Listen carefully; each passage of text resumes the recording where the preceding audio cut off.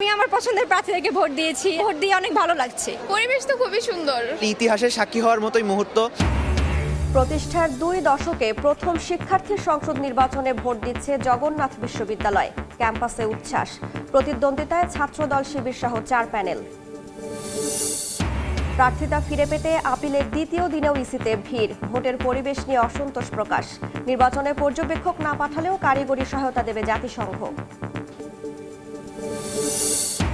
পদত্যাগীদের দলে ফেরানোর চেষ্টায় এনসিপি, জামায়াতের সঙ্গে জোট নির্বাচনী কৌশল আদর্শিক নয় দাবি নেতাদের। কিছু আসনে শরিকদের সহযোগিতা না পাওয়ার অভিযোগ। গ্যাস বিলও দিতেছি, আবার এদিক দিয়ে আমরা কষ্টও করতেছি। কেন আমরা এই কষ্টটা করব? আগে ছিল 1300-1400, এখন হচ্ছে 2000 টাকা, তাও পাওয়া যায় না। শীতে রাজধানীতে তীব্র গ্যাস সংকট, কোথাও মেলে মাত্র 1 ঘন্টা। এলপিজির দাম নিয়েও নৈরাজ্য, ক্ষুব্ধ নগরবাসী। শিল্প কারখানায় নিশ্চিতের পর দেওয়া হয় আবাসিকে, দাবি তিতাসের। এবং নিউ ইয়র্কের আদালতে নিজেকে নির্দোষ দাবি মাদুরোর, পরবর্তী শুনানি 17 মার্চ। ভেনেজুয়েলায় মার্কিন অভিযানের নিন্দা জাতিসংঘ নিরাপত্তা পরিষদের।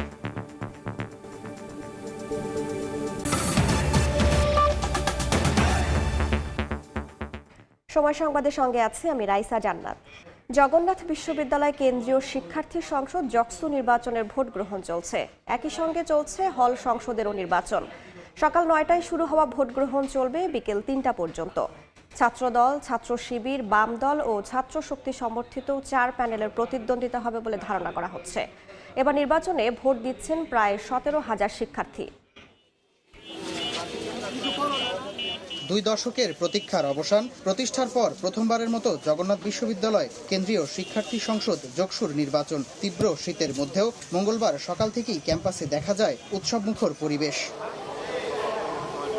ভোট গ্রহণ শুরু হয় সকাল 9টায়। প্রথমবারের মতো ভোট দিতে পেরে উচ্ছ্বসিত শিক্ষার্থীরা। ভোটের পরিবেশ নিয়েও সন্তোষ জানান তারা। খুবই ভালো লাগছে। বেশ আমাদের প্রতীক্ষিত ভোট এটি। এর আগে একবার হয়েও হলো না, পিছিয়ে আবার হচ্ছে আজকে। তো আমাদের মধ্যে উৎফুল্লতা আছে অবশ্যই। এখন পর্যন্ত আমরা আন্তরিকতা দেখতে পাচ্ছি, তবে আমরা এখনো শঙ্কামুক্ত না। তবে আমরা আমাদের জায়গা থেকে আচরণবিধি রেখেই সর্বোচ্চটুকু এফোর্ট দেব শিক্ষার্থীরা যাতে তাদের সঠিক জায়গায় ম্যান্ডেটটা দেয়। এখন পর্যন্ত পরিবেশ আমাদের কাছে ভালোই মনে হচ্ছে আর কি সব মিলে। তবে আমরা প্রশাসনের কাছে প্রত্যাশা করি যে এই পরিবেশটা যাতে ভোট গ্রহণ শেষ পর্যন্ত এবং ভোট গণনা পর্যন্ত যাতে এই অবস্থানটা বিরাজমান রাখতে পারে। নির্বাচনে প্রতিদ্বন্দ্বিতায় ছাত্রদল, ছাত্র শিবির, বাম দল ও জাতীয় ছাত্র শক্তি সমর্থিত 4 প্যানেল। ভোটের দিনে বিভিন্ন ইস্যুতে পাল্টাপাল্টি অভিযোগ এলো তাদের কাছ থেকে। ছাত্রদল সমর্থিত ঐক্যবদ্ধ নির্ভীক জবিয়ান প্যানেল তাদের পোলিং এজেন্টদের হাতে যে ভোটার লিস্ট দিয়েছে, ভোটার লিস্টের অপোজিট পাশে তারা তাদের প্যানেলের সকল প্রার্থীর নাম এবং ব্যালট নাম্বার সেখানে দেওয়া রয়েছে।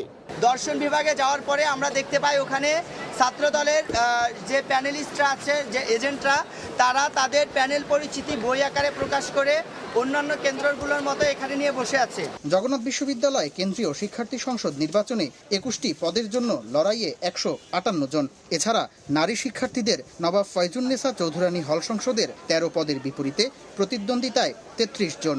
দীর্ঘ অপেক্ষার ঘটল অবসান, শুরু হলো জগন্নাথ বিশ্ববিদ্যালয় কেন্দ্রীয় শিক্ষার্থী সংসদের ভোট গ্রহণ প্রক্রিয়া।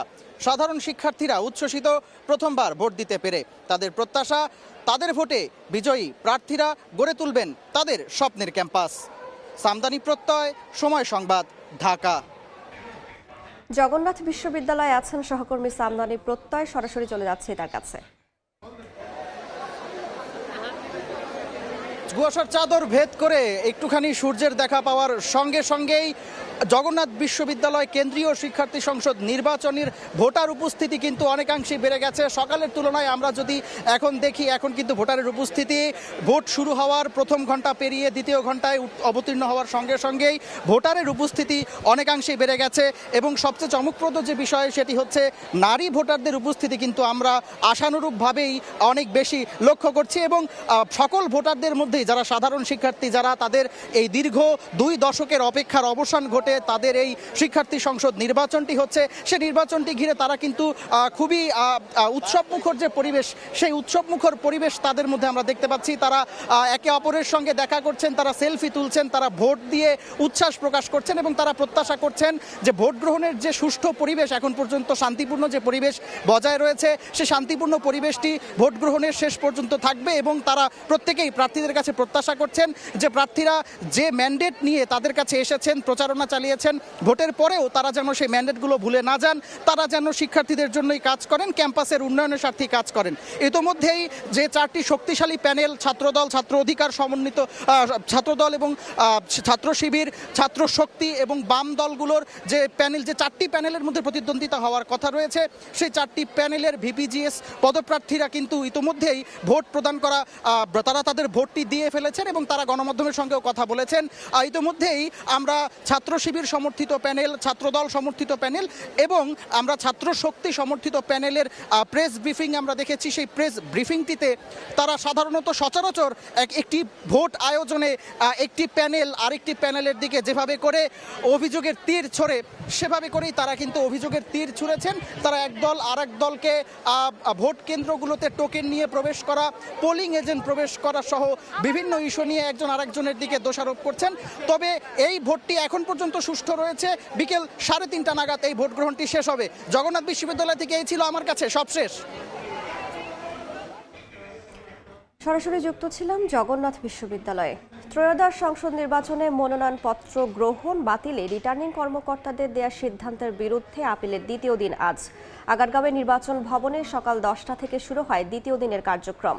আপিল করছেন যাচাই বাছাইয়ে বাদ পড়া সম্ভাব্য প্রার্থীরা। আপিল করতে সারা দেশের জন্য অঞ্চল ভিত্তিক 10টি বুথ স্থাপন করেছে ইসি। এসব বুথে এসে নিজ নিজ অঞ্চলের যে কেউ যে কারো পক্ষে বিপক্ষে আপিল করতে পারছেন। এদিকে আপিল করতে এসে ভোটের মাঠ নিয়ে অসন্তোষ প্রকাশ করেছেন সম্ভাব্য প্রার্থীরা। তারা বলছেন ভোটের পরিবেশ নিয়ে প্রার্থী এবং ভোটার কেউই সন্তুষ্ট না। এখনও অবৈধ অস্ত্র উদ্ধার হয়নি বলে অভিযোগ করেন।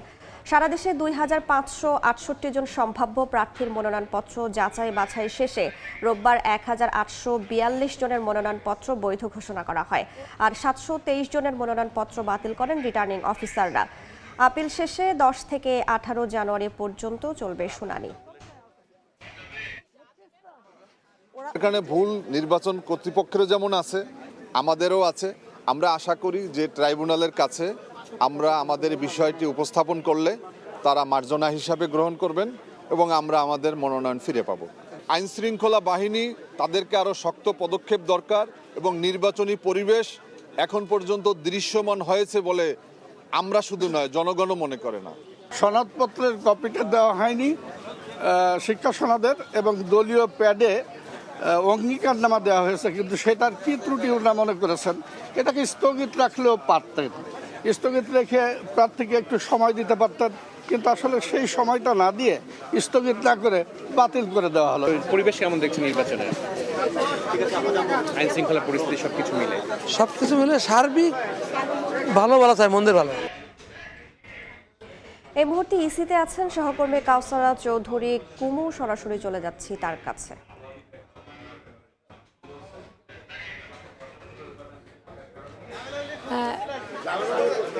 আপিলের দ্বিতীয় দিনে চলছে, এখনও প্রার্থীরা যাওয়া আসা করছে এবং আজকে খুব সকালেই কিন্তু ইতিমধ্যে 22 জন আপিল করেছেন। এই 22 জনের মধ্যে যারা অবৈধ হয়েছিলেন, অর্থাৎ যাদের প্রার্থিতা বাতিল হয়েছিল, তাদের মধ্যেই 22 জন আপিল করেছেন আজকেই। অর্থাৎ গতকাল থেকে এই পর্যন্ত প্রায় 62 জনের মতো 64 জনের মতো আবেদন করলেন। তবে এই 64 জনের মধ্যে মাত্র একজন আছে, একটি আপিল আছে, যেটি হচ্ছে বৈধ প্রার্থীর বিপক্ষে একজন আপিল করেছেন। অর্থাৎ তার প্রার্থিতা কেন বৈধ করা হলো এর বিরুদ্ধে আপিল করেছেন একজন শুধুমাত্র। আর বাকি যে 63 জন আছে, 63 জনেই কিন্তু যাতে করে তাদের প্রার্থীতা ফিরে পায় এই নিয়েই আপিল আবেদন করেছে এবং এই আবেদন করতে পারবে কিন্তু আগামী শুক্রবার বিকেল 5টা পর্যন্ত করতে পারবে এই আবেদন। আমরা দেখছি যে কারণ বিকেল 5টা পর্যন্ত, সকাল 10টা থেকে বিকেল 5টা পর্যন্ত যে কোনো সময় এসে মূলত আবেদন করতে পারবেন। আমরা দেখেছি যে প্রায় 723 জন প্রার্থিতা অবৈধ হয়েছে, অর্থাৎ তারা ছোটোখাটো যে কোনো বিষয়ে, অর্থাৎ বিশেষ করে যারা স্বতন্ত্র প্রার্থী রয়েছেন, অর্থাৎ 1% যে ভোটারের যে স্বাক্ষর, সেই স্বাক্ষর দিতে ব্যর্থ হওয়ায় বা সেই স্বাক্ষরের যে কাগজ, সংযুক্ত কাগজ, সেই কাগজ দিতে ব্যর্থ হয় কিন্তু বেশিরভাগ প্রার্থিতা বাতিল হয়েছে। আর যারা দলীয় প্রার্থী থেকে অনেকে প্রার্থিতা বাতিল হয়েছে, অনেক সময় অনেক কাগজ দিতে ব্যর্থ হয়েছেন, কারো বা স্বাক্ষর নেই, কাউকে দেখছি যে অন্য কোনো কাগজ হয়তো দিতে পারেনি, রিটার্ন দাখিল করতে পারেনি, যার কারণে অনেকে এইসব কাগজপত্র জমা দিচ্ছেন এবং তারা বলছেন যে তাদের প্রার্থীতা ফিরে পাবেন। একই সাথে ভোটের মাঠ নিয়ে তারা শঙ্কিত, যারা এসেছেন বিশেষ করে এখানে আপিল করতে।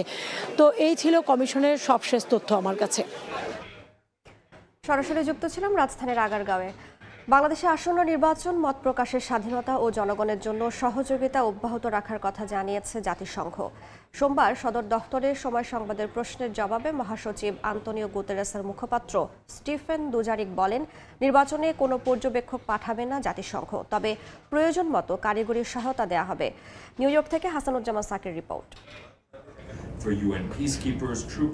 খ্রিস্টীয় বড়দিন ও নতুন বছরের ছুটি শেষে বেশ কিছুদিন পর জাতিসংঘ সদর দফতরে প্রেস ব্রিফিং। সোমবারের ব্রিফিংয়ে উঠে আসে বিশ্বের বিভিন্ন দেশের চলমান গুরুত্বপূর্ণ বিষয়। ব্রিফিংয়ে সময় সংবাদের এক প্রশ্নের জবাবে মহাসচিব অ্যান্তোনিও গুতেরেসের মুখপাত্র স্টিফেন দুজারিক বলেন, বাংলাদেশের আসন্ন জাতীয় সংসদ নির্বাচনে কোনো পর্যবেক্ষক পাঠাবে না জাতিসংঘ। As you know, the national parliamentary election in Bangladesh is scheduled February 12.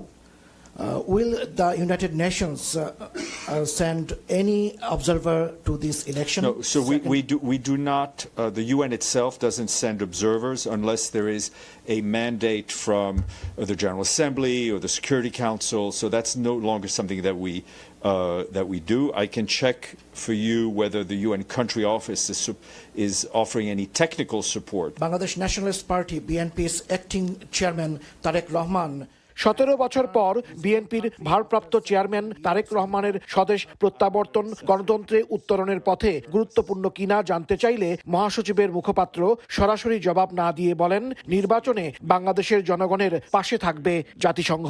We will support in any way we can elections and the free expression by the Bangladeshi people of their political vision for their country. Press ব্রিফিংয়ে ভেনেজুয়েলায় মার্কিন বিশেষ বাহিনীর অভিযান, ইরানে বিক্ষোভ ও ফিলিস্তিনের গাজায় Israeli বাহিনীর আগ্রাসনের বিষয়ে জাতিসংঘের বক্তব্য তুলে ধরেন দুজারিক।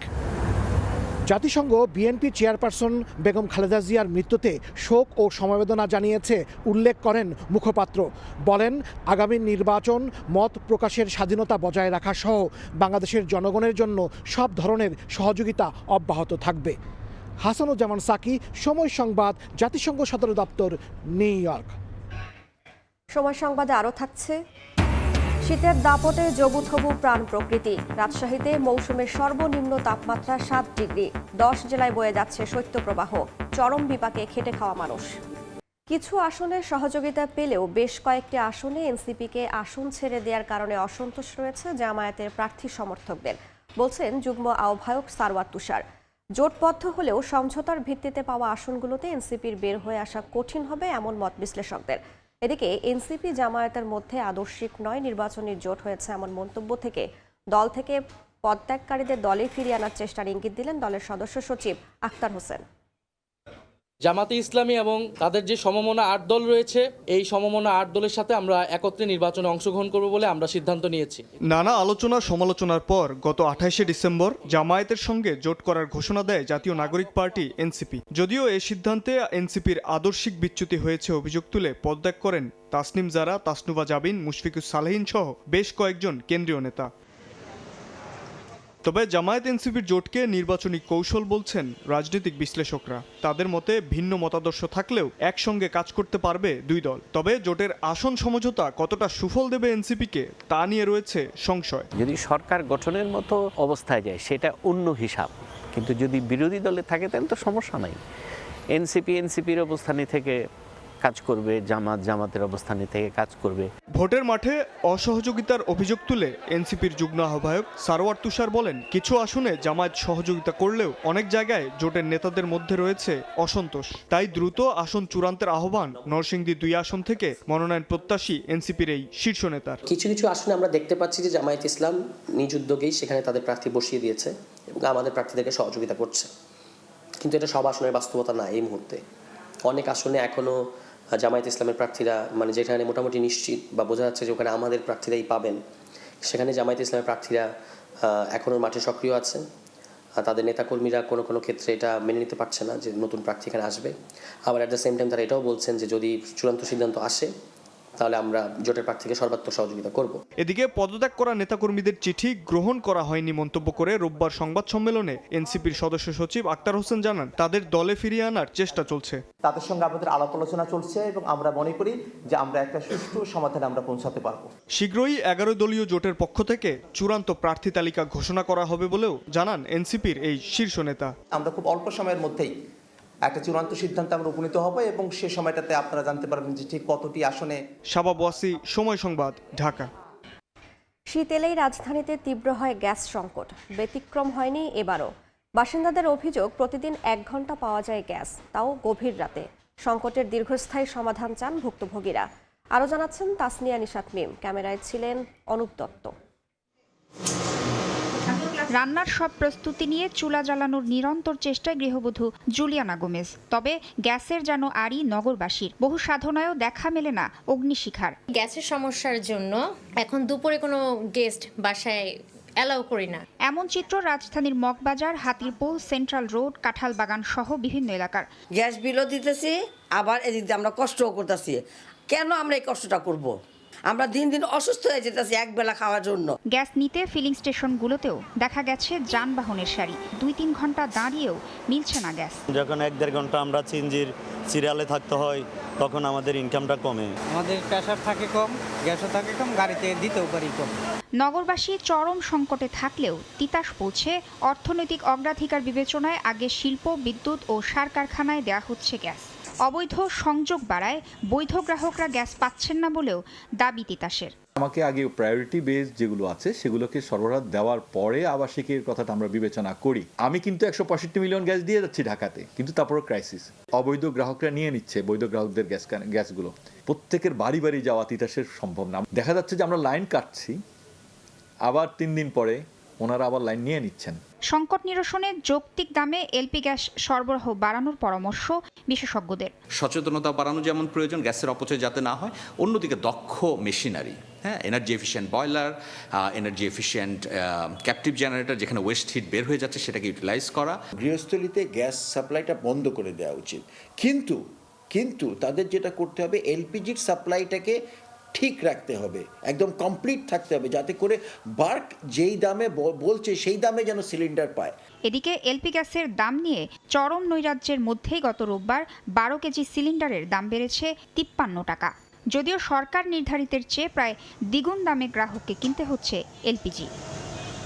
তাসনিয়া নিশাত মিম, সময় সংবাদ, ঢাকা। সময় সংবাদে আরও থাকছে, ক্ষতি হলেও দেশের স্বার্থে আইপিএল সম্প্রচার বন্ধে একমত কেবল অপারেটররা। ওটিটি অনলাইনেও সিদ্ধান্ত বাস্তবায়নের আহ্বান। কোটি টাকার বাজার হারাতে যাচ্ছে ভারত। এবার বাণিজ্যের সংবাদ।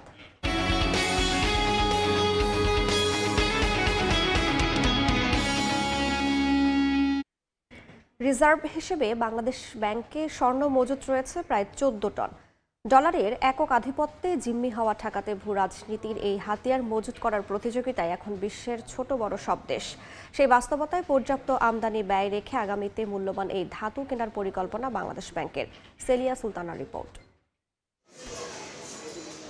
বিশ্বের সবচেয়ে দামি ধাতু স্বর্ণ শুধু ব্যক্তির ভবিষ্যতই নিরাপদ করে না, স্বর্ণের মজুদ নির্ধারণ করে দেশীয় মুদ্রা কতটা শক্তিশালী ও অর্থনীতি কতটা নিরাপদ। 2022 সালে ইউক্রেন রাশিয়া যুদ্ধ শুরু হওয়ার পর ডলারের বাজারে যে অনিশ্চয়তা দেখা দেয় সেটি কাটিয়ে উঠতে বিভিন্ন দেশের কেন্দ্রীয় ব্যাংকগুলো নিজেদের মুদ্রা শক্তিশালী করতে স্বর্ণের মজুদ বাড়ায়। এমন পরিস্থিতিতে মধ্যবিত্তের হাত থেকে স্বর্ণ হয়ে ওঠে ভূ রাজনীতির অংশ। বাংলাদেশ ব্যাংকের রিজার্ভে এই মুহূর্তে আছে 14 টন স্বর্ণ, যার মধ্যে 12 টন আছে ব্যাংক অফ ইংল্যান্ডে। আর্থিক মূল্যে প্রায় $2 বিলিয়ন ও মোট রিজার্ভের প্রায় 6%। বৈদেশিক মুদ্রার রিজার্ভ বাড়ানোর উপর নির্ভর করছে স্বর্ণের মজুদ কতটা করবে বাংলাদেশ। বাস্কেটটা যখন বাড়াবে, রিজার্ভের বাস্কেট, সেখানে গোল্ডেও ইনভেস্টমেন্ট করবে, কারণ এটা এই অবস্থায় গোল্ডে ইনভেস্ট করাটা অত্যন্ত একটা সঠিক সময়। ওয়ার্ল্ড গোল্ড কাউন্সিলের সেন্ট্রাল ব্যাংক গোল্ড রিজার্ভ সার্ভেতে 900 টন স্বর্ণ কেনার পূর্বাভাস দিয়ে বলা হয় 43% কেন্দ্রীয় ব্যাংক মূল্যবান এই ধাতুর মজুদ বাড়াতে আগ্রহী। এই ব্রিক্স জোটভুক্ত দেশ ব্রাজিল, রাশিয়া, ভারত, চীন, দক্ষিণ আফ্রিকা ডলারের বিকল্প তৈরি করতে আগ্রহী। ইউয়ানকে শক্তিশালী করতে মার্কিন ট্রেজারি বন্ড কেনা কমিয়ে স্বর্ণ মজুদে এগিয়ে বেইজিং। পোল্যান্ড ও ব্রাজিলের ন্যাশনাল ব্যাংক শুধুমাত্র অক্টোবরেই 16 টন করে স্বর্ণ মজুত করেছে। বিশ্লেষকরা মনে করেন স্বর্ণের এই রাজনীতিতে ডলারের গুরুত্বে ভাটা পড়তে পারে। জিওপলিটিক্যাল কনফ্লিক্ট দেখছে, মার্কিন যুক্তরাষ্ট্রের যে ডলার সিস্টেম, এটার পেছনে আসলে সেরকম অ্যাসেট রাখা নাই। সেখানে ব্রিক্স কান্ট্রিগুলো চেষ্টা করছে এইটা ইমপ্রেশন দিতে যে তারা তাদের কারেন্সি ব্যাক বাই অ্যাসেটস। নিজেদের মুদ্রার মান ধরে রাখতে সার্বিয়া, মাদাগাস্কার, দক্ষিণ কোরিয়া স্বর্ণের মজুদ দ্বিগুণ করার ঘোষণা দিয়েছে। সিলিয়া সুলতানা, সময় সংবাদ, ঢাকা। দেশের বাইরের খবর। যুক্তরাষ্ট্রের নিউ ইয়র্কের ম্যানহাটনের আদালতে নিজেকে নির্দোষ দাবি করলেন মাদুরো। একই সঙ্গে নিজেকে ভেনেজুয়েলার প্রেসিডেন্টও দাবি করেন তিনি। মার্কিন গণমাধ্যমের তথ্য মতে এখনই জামিনের আবেদন করবেন না মাদুরো ও তার স্ত্রী। পরবর্তী শুনানি আগামী 17 মার্চ। ভেনেজুয়েলায় মার্কিন সামরিক অভিযানের নিন্দা জানিয়েছে জাতিসংঘের নিরাপত্তা পরিষদ। প্রেসিডেন্ট মাদুরোকে আটক করায় গভীর উদ্বেগ প্রকাশ করেছেন মহাসচিব আন্তোনিও গুতেরেস। খেলার খবর। ক্ষতির মুখে পড়লেও দেশের স্বার্থে আইপিএল সম্প্রচার বন্ধে সরকারের সিদ্ধান্তকে স্বাগত জানিয়েছে কেবল অপারেটর অ্যাসোসিয়েশন। ওটিটি ও অনলাইনেও সম্প্রচার বন্ধে বিটিআরসিকে ব্যবস্থা নেওয়ার অনুরোধ জানানো হয়েছে। উগ্রবাদীদের হুমকিতে ইন্ডিয়ান প্রিমিয়ার লিগ থেকে মোস্তাফিজুর রহমানকে বাদ দেওয়ার ঘটনায় ক্ষোভে ফেটে পড়েছে পুরো বাংলাদেশ, যার জল গড়িয়েছে বহুদূর। শুধু ক্ষোভেই সীমিত ছিল না, অনেকেই ডাক দিয়েছেন আইপিএল বয়কটের। খেলার সঙ্গে রাজনীতি মিশিয়ে ও আইপিএল থেকে মোস্তাফিজকে বাদ দিয়ে জনরোষ সৃষ্টি করার প্রেক্ষিতে বাংলাদেশে ইন্ডিয়ান প্রিমিয়ার লিগ সম্প্রচার বন্ধ করেছে সরকার। আইপিএলের এক মৌসুমে হয় হাজার কোটি টাকার ব্যবসা। সম্প্রচার সত্ত্ব ও বিজ্ঞাপন মিলিয়ে বাংলাদেশ থেকে কোটি কোটি টাকা আয় করে ভারতীয় ক্রিকেট বোর্ড। আইপিএলের মোট রেভিনিউর আনুমানিক 2 থেকে 3% আসে বাংলাদেশ থেকে। আইপিএল বন্ধ হওয়ায় ক্ষতির মুখে পড়তে যাচ্ছে বাংলাদেশে আইপিএল সম্প্রচার করা টিভি চ্যানেল, ওটিটি প্ল্যাটফর্ম সহ কেবল অপারেটররা। তবে ক্ষতি হলেও দেশের স্বার্থ সবার ঊর্ধ্বে মনে করছেন তারা। ব্যবসার পাশাপাশি একজন নাগরিক হিসেবে দেশের প্রতি, সমাজের প্রতি আমাদের দায়বদ্ধতা আছে। সেই দায়বদ্ধতার জায়গা থেকে আমরা সরকারের এই সিদ্ধান্তের সাথে সম্পূর্ণ একাত্মতা প্রকাশ করছি। শুধু কেবল অপারেটর নয়, ওটিটি প্ল্যাটফর্ম, অনলাইন মাধ্যম সহ সব জায়গায় আইপিএলকে সম্প্রচার বন্ধে বিটিআরসিকে এগিয়ে আসার অনুরোধ করেছেন বাংলাদেশ কেবল অপারেটর অ্যাসোসিয়েশনের সভাপতি। অবশ্যই বন্ধ রাখা সম্ভব, সম্প্রচার বন্ধ রাখা সম্ভব, সেটা সম্ভব বিটিআরসির মাধ্যমে। আহামরি না হলেও বাংলাদেশে আইপিএল বন্ধে ক্ষতির সম্মুখীন হবে ভারত, কারণ বাংলাদেশের বাজার হারাতে যাচ্ছে বিসিসিআই। ফাহিম ইসলাম, সময় সংবাদ। সময় সংবাদের শীর্ষ সংবাদগুলো জানিয়ে দিচ্ছি আরেকবার। আমি আমার পছন্দের প্রার্থীকে ভোট দিয়েছি, ভোট দিয়ে অনেক ভালো লাগছে। পরিবেশ তো খুবই সুন্দর, ইতিহাসের সাক্ষী হওয়ার মতোই মুহূর্ত। প্রতিষ্ঠার 2 দশক পর প্রথমবার ছাত্র সংসদ নির্বাচনে ভোট দিচ্ছে জগন্নাথ বিশ্ববিদ্যালয় শিক্ষার্থীরা। ক্যাম্পাসে উচ্ছ্বাস, প্রতিদ্বন্দ্বিতায় 4 প্যানেল। প্রার্থিতা ফিরে পেতে আপিলের দ্বিতীয় দিনেও ইসিতে ভিড়। ভোটের পরিবেশ নিয়ে অসন্তোষ। নির্বাচনের আগে লুট হওয়া অস্ত্র উদ্ধারের নির্দেশ ইসি সানাউল্লাহর। এবং পদত্যাগীদের দলে ফেরানোর চেষ্টায় এনসিপি জামায়াতের সঙ্গে জোট। নির্বাচনী কৌশল আদর্শিক নয় দাবি নেতাদের। কিছু আসনে শরিকদের সহযোগিতা না পাওয়ার অভিযোগ।